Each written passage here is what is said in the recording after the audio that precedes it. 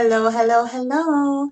I am back with a so simple cinnamon French toast recipe that I'm sure you will love. So I start out by putting my very own homemade brown sugar into my bowl. Next goes in my ground cinnamon and then ground nutmeg.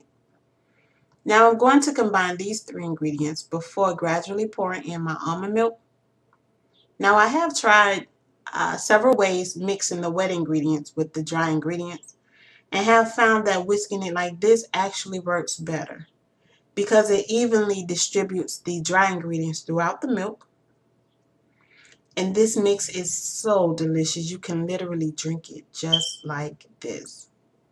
But of course, you're going to want to keep whisking until all your milk has been gradually poured into your bowl and you end up with the bubbly layer on top of your milk like so. Now I do have the option to lay the bread into the mix, but because I live a little bit on the safe side and I don't want my bread soggy, I'm just going to brush on the mix. And after I'm done brushing all of that goodness on there, I'm going to go ahead and lay my French toast into my skillet with the butter. Now after they have toasted to my liking, I'm just going to flip them over so that both sides are evenly toasted. And of course, after that, take them out and place them on my plate. I'm topping mine with some ripe bananas. Sprinkle on some extra cinnamon for a little extra fun.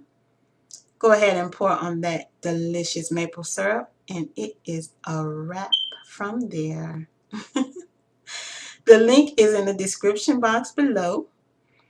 And thumbs up this video for ingredients that you know and love. Thanks for watching.